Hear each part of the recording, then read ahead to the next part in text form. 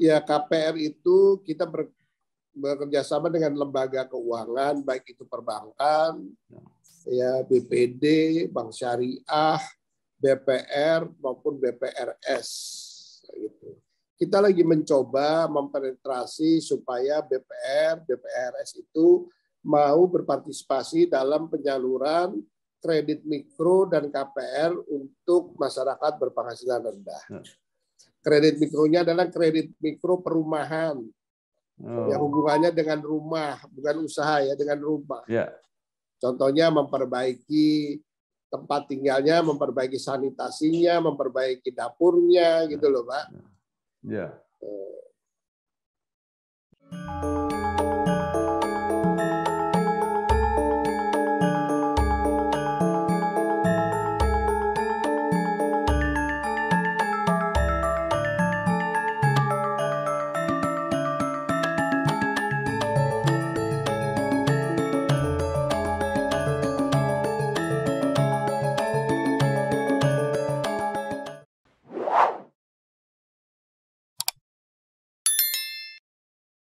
Kudus kotaku, kota kudus, kota wali, kota santri indah bagus. Menara dhuwur ana ing tengah-tengahe kutha, tinggalane para wali lan ulama.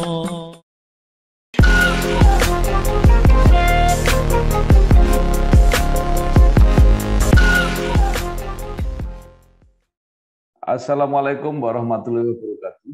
Waalaikumsalam warahmatullahi wabarakatuh. Bersama saya Bambang Sadono di kanal Inspirasi Jawa Tengah dan Inspirasi untuk Bangsa. Mudah-mudahan kanal ini selalu bisa memberi inspirasi, motivasi, dan edukasi. Kami sedang mempersiapkan beberapa video wawancara untuk menyusun sebuah buku.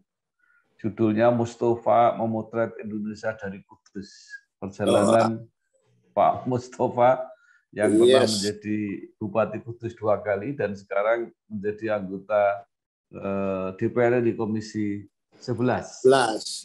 Saya sekarang sudah bersama dengan Bapak Ananta Wiyogo, Direktur Utama PT Sarina Sapit, Direktur Utama PT Sarana Multigria Finansial atau PT SMF. Apa kabar, Pak? Baik, terima kasih Pak. Alhamdulillah baik-baik, Pak Bambang. Iya, Pak Ananta, mungkin Bapak bisa mulai bercerita pengalaman Bapak mulai dari latar belakang pendidikan sampai kemudian bekerja di bidang keuangan dan perbankan. Silakan, Pak. Ya, sebenarnya saya itu kan latar belakang pendidikannya kan dari mulai SMA kan, SMA saya tuh laki semua, Pak. SMA Katolik, Pak, Pangudi-Luhur. Setelah lulus dari situ, saya waktu itu diarahkan oleh kepala sekolah, Bruder Honoratus, orang Belanda, supaya saya itu masuk memajukan pertanian. Jadi saya itu daftar di IPB, jadi kuliahnya di IPB. Bogor 4 tahun. Setelah dari situ, setelah saya kuliah dari 4 tahun, saya ingin mempelajari sesuatu yang baru lagi. Akhirnya saya diterima pendidikan di namanya IPPM, Institut apa namanya, Pengembangan Manajemen itu yang di Menteng Raya itu. Dari situ saya ikut program namanya Wijawiyata Management. Setelah lulus, saya itu bekerja sebagai research lah ya di salah satu kantor swasta. Dari situ saya itu bekerja pertama kali itu di perminyakan di Atlantic Richfield sebagai internal auditor. Dari Arco itu saya terus bekerja sebagai investment banker. Itu di Bankers Trust Jakarta. Dari situ saya bekerja di merchant banking Bank Niaga. Dari situ saya ditugaskan ke Hong Kong, Niaga Finance Hong Kong. Kemudian krisis 1998, saya kerja di salah satu di BPPN pernah. Kemudian dari BPPN saya kemudian kerja lagi ditugasin tugasin di Pemerintah Efek Indonesia, Pevindo. Dari situ saya ke pasar modal di Custodian Central Efek Indonesia. Dari situ dari KSEI terus saya ke BNI Securities. Dari BNI Securities terus baru ke sini. PT Sarana Multimedia Finansial itu. Jadi putar-putar kurang lebih 30 sampai 35 tahun lah. Saya Hadi Supono, ucapkan selamat dan sukses pada Bangsa TV yang bulan Mei ini kita berusia 2 tahun. Pak Bambang Sadono dan Pak Bambang Sadono Junior semoga terus sukses mengelola kanal YouTube Inspirasi Jawa Tengah, Inspirasi untuk Indonesia, dan terutama televisi bangsa. Mudah-mudahan Bangsa TV tetap mampu mengawal perjalanan bangsa Indonesia menjadi lebih baik. Iya. Iya, baik Pak. Mungkin yang menarik basic Bapak di IPB, Pak, ya. Iya. Bagaimana kemudian bisa pindah switch ke keuangan perbankan, Pak? Jadi gini loh, di IPB itu kita betul banyak diajarkan logika. Jadi pada waktu itu memang dasar kita relatively ya itu banyak di statistik, Pak. Dan matematik. Dari situ bahwa untuk itu banyak, kalau kita di dunia keuangan itu banyak juga financial modeling, dan itu juga membutuhkan pengetahuan yang basic seperti statistik itu, financial modeling itu. Nah, dasar dari itu sebenarnya saya pakai untuk mengembangkan saya mempelajari dunia keuangan, baik pasar modal maupun dari sisi perbankan. Itu aja Pak sebenarnya. Ya, Bapak terakhir menjadi presiden direktur di BNI Sekuritas. Oh, pernah itu. Ya. Nah, sekarang switch lagi di pendanaan perumahan, kira-kira seperti itu, Pak ya? Iya, jadi pendanaan perumahan untuk masyarakat berpenghasilan rendah. Ya. MBR. Ya. Itu challenge sendiri itu. Ya. Ya. Baik, mungkin bisa diceritakan, Pak. Ternyata kan PT SMF ini tidak melayani langsung ya kepada konsumen, tapi bekerja sama dengan perbankan, termasuk dengan BPR. Sekarang seberapa besar jangkauannya sekarang? Jadi sebelum saya ke situ ya Pak Bambang, iya Pak. Background saya di capital market itu ternyata, dan network saya di capital market itu ternyata juga inline dengan apa yang saya kerjakan sekarang di PT SMF, di mana SMF itu kan setiap tahunnya rajin mengeluarkan surat hutang, obligasi, kan itu kan instrumen pasar modal. Kemudian juga ada efek beragun aset, itu juga efek daripada pasar modal. Jadi memang inline. Nah, kemudian pertanyaan yang Pak Bambang terakhir itu, seberapa besar efek itu kepada perbankan. Jadi begini loh. Jadi karena SMF itu adalah secondary, pembiayaan secondary, maksudnya kami SMF itu tidak bisa langsung masuk ke arah konsumen.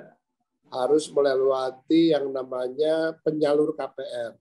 Penyalur KPR itu mostly adalah perbankan, karena dia yang melakukan penetrasi ke market, KYC, nentuin kriteria itu adalah perbankan.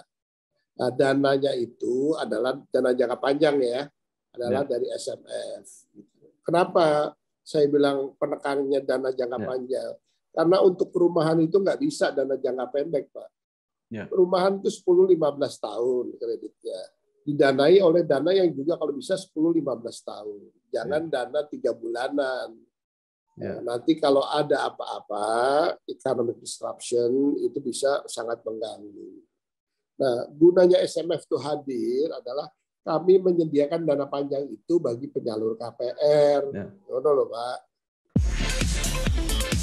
Tinggal selfie tabungan jadi. Hidup lebih asik pakai Leven. Hidup lebih asik pakai Leven. Ya. Nah, tadi Bapak katakan bahwa SMF ini lebih berkonsentrasi atau fokus kepada pelayanan perumahan bagi masyarakat berpenghasilan rendah. Apakah itu berarti ada subsidi, Pak? Jadi kita tuh sekarang itu pertanyaannya saya jawabnya tidak langsung ya. Subsidi itu pasti ada lah, Pak. Ya. Karena sekarang pun SMF itu secara aktif membantu program pemerintah yang namanya KPR Sejahtera FLPP. Yang bunganya 5% kepada konsumen. Nah, tahun ini targetnya adalah kurang lebih 23 triliun untuk 200.000 unit rumah MBR FLPP seluruh Indonesia, di mana 75% itu dananya dari pemerintah dan 25% itu dana perbankan disediakan oleh SMF. Jadi jelas kan, kita memang benar-benar ikut membantu dari program KPR FLPP tersebut. Ya. Nah, kemudian caranya memilih channel ini, Pak, caranya memilih perbankan yang bisa bekerja sama. Oh enggak, saya seluruh perbankan sih saya welcome, Pak. Iya. Saya welcome, asalkan dia punya capabilities untuk melakukan penyaluran KPR yang sehat. Maksudnya yang sehat tuh ya seleksi kriteria untuk konsumennya juga jelas gitu. Jangan udah dikasih tapi fiktif, udah dikasih macet kayak gitu loh. Bukan itu maksudnya. Karena dana dari KPR itu kan bergulir untuk disalurkan ke konsumen lainnya juga gitu loh. Ya. Jadi termasuk BPR, Pak, ya, itu diberi kesempatan. Ya, KPR itu kita bekerja sama dengan lembaga keuangan, baik itu perbankan, ya BPD, Bank Syariah, BPR maupun BPRS. Gitu. Kita lagi mencoba mempenetrasi supaya BPR, BPRS itu mau berpartisipasi dalam penyaluran kredit mikro dan KPR untuk masyarakat berpenghasilan rendah. Kredit mikronya adalah kredit mikro perumahan. Yang hubungannya dengan rumah, bukan usaha ya, dengan rumah. Contohnya memperbaiki tempat tinggalnya, memperbaiki sanitasinya, memperbaiki dapurnya, gitu loh, Pak. Saya, Sasongko Tejo, mengucapkan selamat ulang tahun yang kedua kepada Bangsa TV dan kanal YouTube Inspirasi Bangsa dan Inspirasi Jawa Tengah yang dikelola oleh Bambang Sadono, wartawan senior. Semoga sukses dan semoga mendapatkan respon atau mendapatkan tempat di hati masyarakat Jawa Tengah dan masyarakat Indonesia pada umumnya.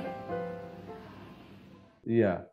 Nah, di sini kemudian salah satu BPR yang kerjasama adalah BPR Agung Sejahtera yang dibina oleh Pak Mustafa. Betul, Pak. Ini memang kita salah satu sinergi kita dengan SMF adalah kita dengan BPR Agung Sejahtera, yang dimana dari pertama tuh kita rintis, kita melakukan pertama pelatihan, kedua kita berikan SOP-nya, tiga kita berikan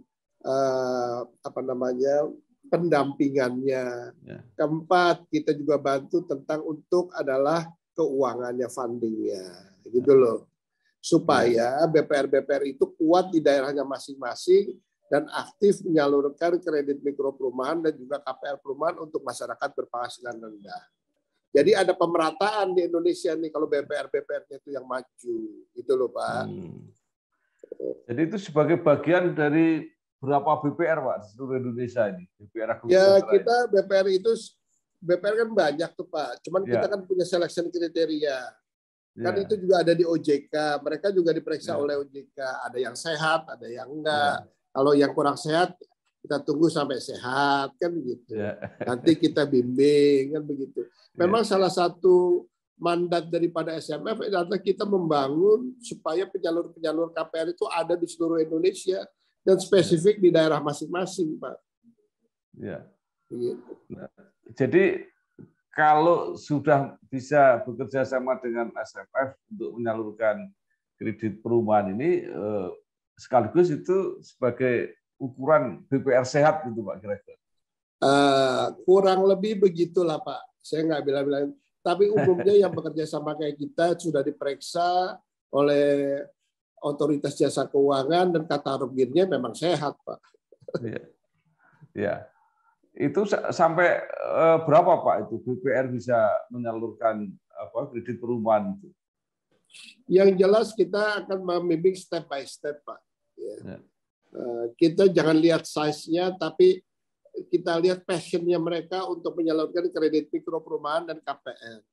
Ya. Kalau mereka tumbuhnya wajar, pasti kita juga akan support mereka kayak gitu. Iya. Bu, pinjam mobil. Boleh, tapi nanti anterin ibu arisan dulu sama isin pulsa. Transferin buat bayar arisan, terus nanti ambilin cash juga. Pinjam mobil sekali, nantinya banyak.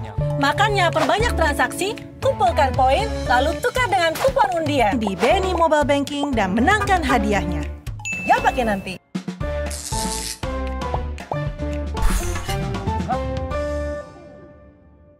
Nah, bagaimana selama ini relasi atau hubungan dengan Pak Mustafa? Oh, relasinya kita yang pertama-tama saya tuh melihat Pak Mus tuh agak sedikit lain daripada yang lain. Jadi beliau tuh ingin visinya bagaimana kita bisa memberikan tempat tinggal yang layak sesuai dengan Undang-Undang Dasar 45 untuk masyarakat Indonesia yang non-fixed income. Maksudnya adalah yang pekerjaannya tidak tetap, tapi kan mereka butuh hunian yang layak untuk tempat tinggal. Dan ingin juga konsepnya nanti dibangun ke depannya, khususnya untuk petani nanti ya, adalah tidak membebani fiskal pemerintah. Itu loh. Itu bagus sekali itu Pak, tidak membebani fiskal pemerintah. Jadi kita mencoba nanti mensimulasikannya adalah dengan ya istilahnya commercial rate, tapi juga yang tidak terlalu tinggi, tapi yang di mana para pekerja-pekerja tersebut bisa mencicil dengan nyaman lah. Gitu. Ya. Jadi rumah-rumah ini sampai pedesaan kalau gitu. Nantinya kita maunya memang begitu, jangan sampai pedesaan. Ya.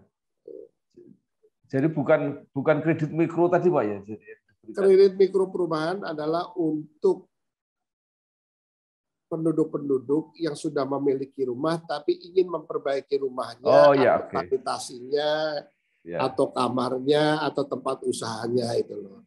Nah, itu Pak. Dan mereka kalau memang punya rumah yang sehat, otomatis keluarganya juga sehat. Ya, kalau keluarganya sehat, pasti juga bangsanya juga sehat. Bapak sudah lama Pak mengenal Pak ya Mustafa kurang ini. lebih 3 tahunan, 3-4 tahunan. Lumayan. Tapi jangan dilihat daripada waktu, tapi dalam kedekatan kita melakukan diskusi dan paradigm yang kurang lebih sama. Bagaimana kita bisa membantu membuatkan tempat tinggal yang layak bagi masyarakat berpenghasilan rendah. Itu sebenarnya itu misinya. Iya, itu memang kalau di Jawa Tengah Pak Mustafa itu dikenal sebagai pembina UMKM. Jadi memang sudah lama berjuang di situ. Nah, menurut Bapak apa yang istimewa kepribadian Pak Mustafa yang selama ini Bapak selami? Pak Mus tuh kalau saya lihat adalah orangnya itu berbicara apa adanya Pak, tanpa bunga-bunga. Ya, tidak. Ya. Kalau kita punya janji juga selalu ditepati. Kedua adalah dia tuh Pak Mus tuh kalau saya bilang tuh anu sekali ya, gimana tuh sangat agamis bener ya gitu loh. Ya. Menjalankan ibadahnya tuh dengan itu, dan itu juga bukan hanya ibadah, ada tindakannya, perkataannya itu kalau bahasa Inggrisnya tuh benar-benar satu kata satu tindakan itu benar-benar kelihatan gitu Pak gitu. Dan Pak Mus itu nggak gimana ya, kalau saya bilang bagaimana kita bisa berkolaborasi, bersinergi, membantu rakyat kecil itu loh. Ya. Itu. Nah, Jiwanya tuh itu. Ya. Saya Mindo Sianipar dengan ini mengucapkan selamat kepada Bangsa TV yang dikomandani oleh Pak Bambang Sadono. Kiranya Bangsa TV bisa melanjutkan program-programnya yang memberikan inspirasi buat bangsa ini. Terima kasih. Merdeka. Sekarang beliau sebagai anggota Komisi 11 DPR RI yang membidangi keuangan perbankan, kebijakan-kebijakan telurkan di situ, dihasilkan di situ. Nah, menurut Bapak, apakah ada terobosan-terobosan pemikiran Pak Mus itu yang nantinya akan dijadikan kebijakan-kebijakan nasional di bidang saya rasa udah waktunya pemikirannya Pak Mus itu ingin mewujudkan pembiayaan bagi masyarakat MBR, terutama yang informal itu bisa terrealisasi dengan tidak membebani fiskal pemerintah. Dan itu perlu kolaborasi seluruh pihak terkait, Pak. Dan Pak Mus itu kan juga pernah punya ada bukannya ya pilot project lah untuk petani-petani jagung gitu yang ada nanti di Jawa Tengah. Itu kalau bisa terlaksana dan itu berhasil, itu mau suatu contoh yang nyata. Inilah contoh bagaimana mensejahterakan rakyat, punya income, punya nanti tempat tinggal juga yang layak, bukan mewah ya, tempat hunian yang layak, yang sehat, bisa berdikari tanpa membebani fiskal pemerintah. Itu top kalau yang itu, Pak. Nah, Pak Nanta, apakah proyek percontohan yang di Blora kalau tidak salah itu petani jagung itu SMF ikut bersinergi di situ? Kita diajak untuk itu. Saya ingin juga langsung melihatnya ke lokasi, terus terang Pak. Kayak gitu. Memang waktu itu Pak Mus mengajak, begitu nanti jalan panen kita lihat langsung gitu. Ya. Jadi ke depan menjadi salah satu program gitu ya untuk SMF mungkin. Saya rasa iya Pak. Kita lihat dulu sama-sama, begitu visible kenapa tidak kan gitu. Ya. Yang jelas kita sinergi, paradigmnya sama, tujuannya sama, tidak membebani fiskal pemerintah. Udah. Gitu. Kita kasih contoh gitu loh, Pak. Ya. Nah, kemudian kalau ini Pak, tadi dikatakan bahwa modal untuk program SMF ini 75% dari APBN gitu ya, kira-kira dari pemerintah, 25% dari perbankan. Nah, ini kalau programnya ditingkatkan terus berarti anggaran dari pemerintah harus ditambah terus, dan itu pasti harus dengan begini Pak Bambang, bukan saya potong ya. Ini saya benarkan dulu. Untuk kita bicara KPR FLPP, betul 75% dari pemerintah, 25% perbankannya itu disediakan oleh SMF. Jangan kebalik nih. Nah, justru itu sekarang kita lagi cari struktur yang benar-benar pas, di mana pemerintah itu tidak akan menambah lagi beban fiskalnya. Jadi let's say pemerintah punya uang segini, tapi saya ingin jumlah rumahnya tiap tahun bertambah. Gimana caranya? Nah itu. Kita lagi cari strukturnya, Pak. Jadi bukan tiap tahun pemerintah nambah duitnya nggak bisa, Pak. Fiskal pemerintah itu terbatas dan ada prioritas juga kan untuk pangan, energi segala macam juga terus untuk perumahan. Gitu.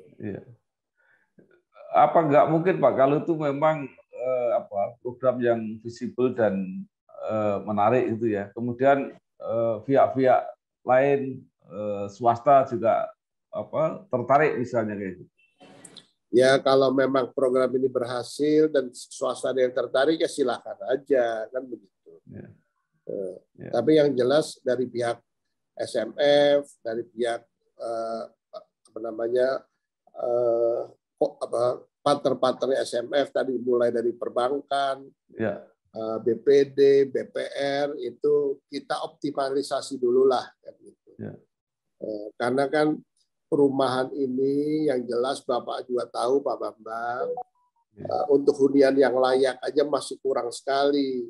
Orang boleh punya rumah, tapi apa rumahnya layak untuk dihuni, apa sehat gitu loh.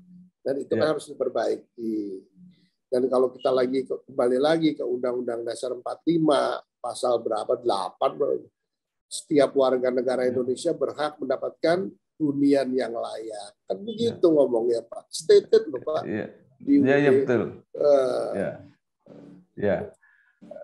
SMF itu sebagai salah satu tools pemerintah, yaitu Special Mission Vehicle pemerintah, ditugaskan untuk membantu ke arah sana.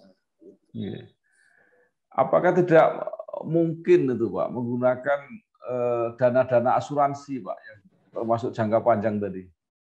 Sebenarnya mungkin sekali.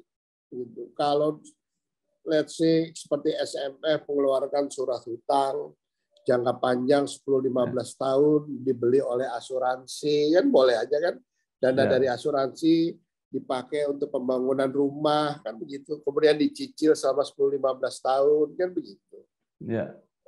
Dan itu mungkin sekali, dan itu juga harus dijalankan juga gitu.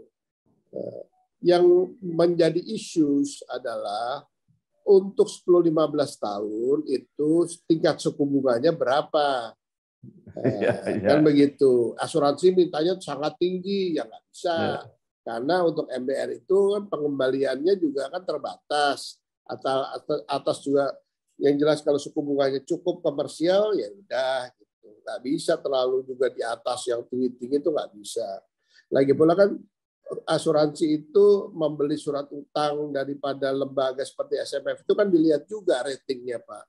Ini ratingnya apa? Jangan udah beli surat utang kemudian surat utangnya default nggak bisa bayar, kasihan asuransinya. Itu kan SMF BUMN. Kalau asuransinya juga sesama BUMN, apa tidak Pak? Trustnya nggak mencukupi gitu kira-kira? Ya, kalau sama trust itu bukan dilihat daripada sesama BUMN ya Pak, sehat apa enggak dua-duanya kan gitu. Oh gitu ya. Nah, jadi dalam investor sama yang pengeluaran surat utang, yang ngeluarin surat utang juga harus sehat, ratingnya itu bagus. Kalau ratingnya bagus artinya let's say AAA, artinya kemampuan dia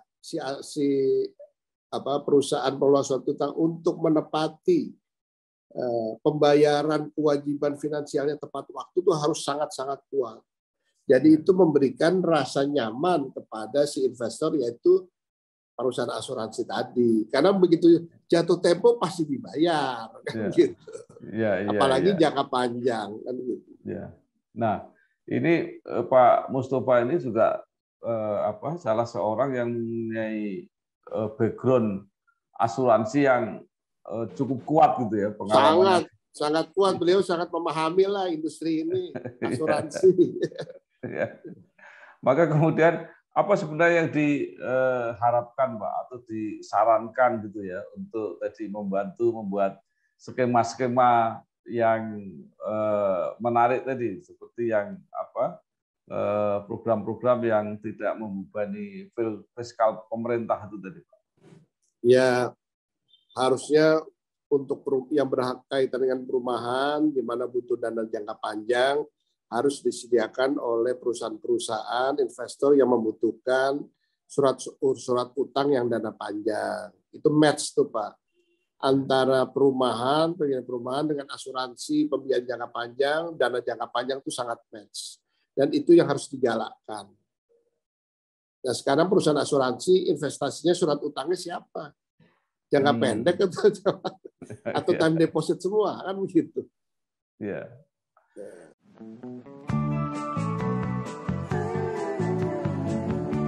Soal KPR dan punya rumah, dari dulu cuma ada satu nama, satu bank yang megang banget. Sekarang, A sampai Z-nya serba digital buat kita. Cukup satu website untuk mulai cari hunian yang oke.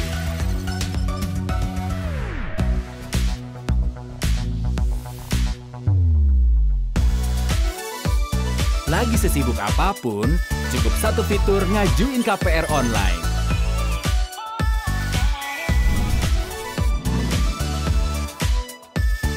Sampai satu aplikasi biar gampang bayar biaya rutin. Kini, semua ada di jarimu. Satu nama dengan pengalaman 45 tahun memimpin segmen KPR. KPR pasti BTN. Baik, Pak Ananta, yang terakhir. Ini kan Pak Mustafa karirnya sudah sangat panjang, usianya hampir 60 tahun. Mungkin Bapak ada saran pada beliau atau harapan pada beliau, kira-kira ke depan itu diharapkan seperti apa? Saya mengharapkan Pak Mus itu selalu sehat dan fokus dan giat mencurahkan ide-idenya itu untuk mensejahterakan rakyat Indonesia dalam bidang perumahan.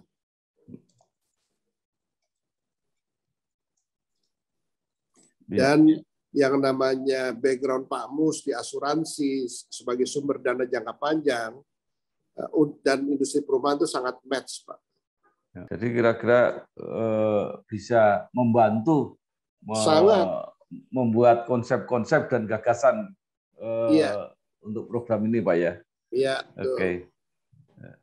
Baik, terima kasih sekali Bapak Ananta Wiyogo, Direktur Utama PT Sarana Multigria Finansial atau PT SMF, yang telah berbagi terutama mengenai konsep-konsep bersama Pak Mustafa, anggota DPR RI Komisi 11, mencari model-model pembiayaan perumahan untuk masyarakat berpenghasilan rendah, tapi tanpa terus menambah beban pada fiskal pemerintah.